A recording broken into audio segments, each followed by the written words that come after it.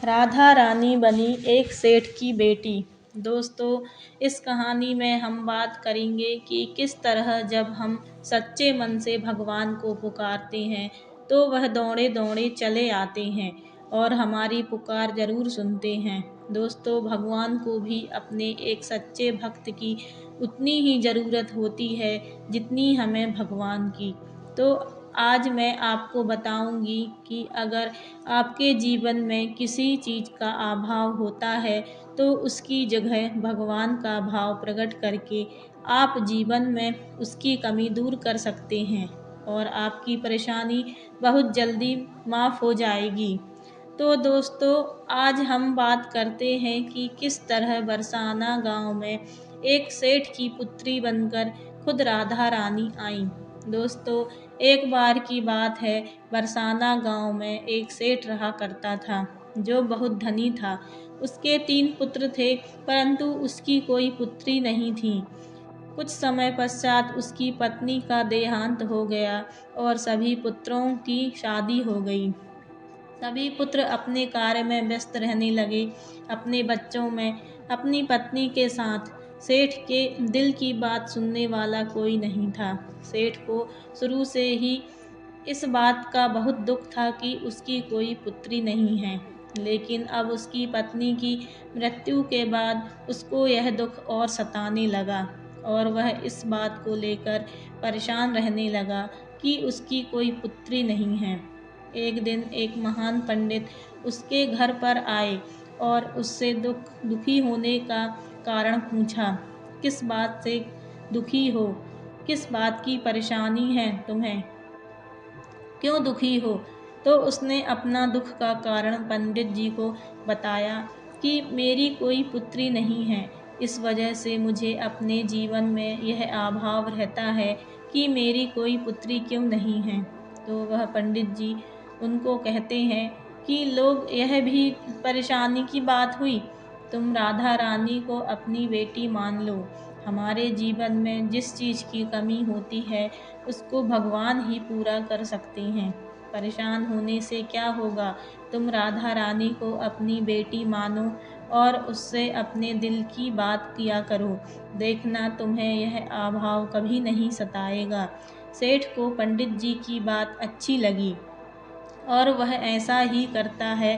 राधा रानी की मूर्ति लेकर आता है और प्रतिदिन भोजन करने से पहले राधा रानी को भोग लगाता है। फिर स्वयं भोजन करता है और सोने से पहले राधा रानी के साथ खूब बातचीत करता है। ऐसे ही करते करते वह दिल से राधा रानी को अपनी बेटी मानने लगा और वह भूल ही गया कि उसकी कोई बेटी नहीं है। उसे इस बात का आभास होने लगा कि उसकी पुत्री सच में है और वह बहुत दिल से उसे अपनी पुत्री मानने लगा। जब तक वह बात ना करता, उसे भोजन ना खिलाता, उसका मन ही नहीं लगता और जब वह बात करता तो उसके मन को बहुत संतुष्टि मिलती, जैसे उससे पता नहीं क्या मिल गया हो। तो दोस्तों, एक दिन सेठ जी के घर पर एक चूड़ी बेचने वाली मनहारन आती थी और वह उसकी बहुओं को चूड़ियाँ पहनाकर जाती थी। एक दिन वह चूड़ी बेचने घर पर आई और उसने सेठ के बेटे की तीनों बहुओं को चूड़ी पहनाई। उसके साथ जब सेठ की बहू चूड़ी पहनकर चली गई तो उसके सामने एक और कन्या आई और उसने कहा कि मुझे भी चूड़ियाँ पहना दो। चूड़ी वाली ने सोचा कि शायद सेठ के घर पर कोई मेहमान आई है, तो उसने उसको भी चूड़ी पहना दी।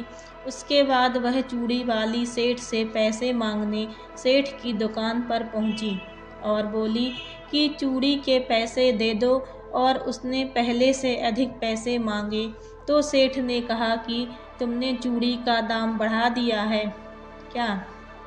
तो उसने कहा, नहीं, मैंने चूड़ी का दाम तो नहीं बढ़ाया, परंतु आज मैं 4 को चूड़ी पहनाकर आई हूँ। उसने कहा, मेरे घर पर तो 3 ही बहुएं हैं, तो उसने कहा, नहीं, मैंने आज 4 को चूड़ी पहनाई है। सेठ ने कहा कि तुमसे कोई गलती हुई है, मेरे घर पर तो चूड़ी पहनने के लिए मेरी सिर्फ 3 बहुएँ हैं। तो उसने 3 के पैसे चूड़ी वाली को दे दिए और चूड़ी वाली भी बिना कुछ कहे पैसे लेकर अपने घर चली गई। रात को सेठ घर घर आया और हमेशा की तरह राधा रानी को भोग लगाकर और खूब सारी बातें कर कर सो गया। उस दिन रात को सेठ के सपने में राधा रानी आई और कहने लगी, बाबा, तुमने चूड़ी वाली को मेरे चूड़ी के पैसे क्यों नहीं दिए? जब तुम मुझे अपनी बेटी मानते हो तो तुमने मेरी चूड़ी के पैसे क्यों नहीं दिए? और ऐसा कहकर एक लाडली बेटी की तरह रोने लगी। यह सब देखकर सेठ जी की आँख खुल गई और वह भी रोने लगा। जब सुबह हुई तो वह चूड़ी वाली के घर गया और बहुत सारी स्वर्ण मुद्राएं उसके पैरों में रख दी और उसने बताया कि तुम कल सच बोल रही थी, तुमने कल 4 को ही चूड़ी पहनाई थी। मैंने राधा रानी को अपनी बेटी माना है। तुम बहुत भाग्यशाली हो जिसको राधा रानी के दर्शन हुए। मैं इतने दिनों से उनके दर्शन को तड़प रहा हूँ और तुमने एक बार में ही उसके दर्शन कर लिए। यह बोलकर सेठ रोने लगा और बोला कि तुम्हें चूड़ी का जो भी दाम चाहिए मुझसे मांग लो। यह सुनकर मनहारन की आंखों में भी आंसू आ गए और उसने मन में सोचा, जब मुझे खुद राधा रानी के ही दर्शन हो गए तो मैं इससे ज़्यादा मुझे और क्या चाहिए। और उसने सेठ के सामने हाथ जोड़कर कहा कि तुम्हारी वजह से मुझे राधा रानी के दर्शन हुए, जिससे मेरा यह जीवन सफल हो गया। मुझे और कुछ नहीं चाहिए। तो दोस्तों, देखा कि जब हम भगवान को दिल से पुकारते हैं, उनकी पूजा अर्चना करते हैं, तो वह कैसे हमारे पास दौड़े चले आते हैं। आशा करती हूँ आपको यह कहानी बहुत अच्छी लगी होगी और आप भी अगर किसी वस्तु को लेकर परेशान हैं तो भगवान से प्रार्थना कर सकते हैं, वह आपकी प्रार्थना ज़रूर सुनेगा। दोस्तों, अगर आपको हमारी कहानी पसंद आई हो तो प्लीज़ चैनल को सब्सक्राइब करें, लाइक एंड शेयर करें। राधे राधे। जय श्री कृष्णा।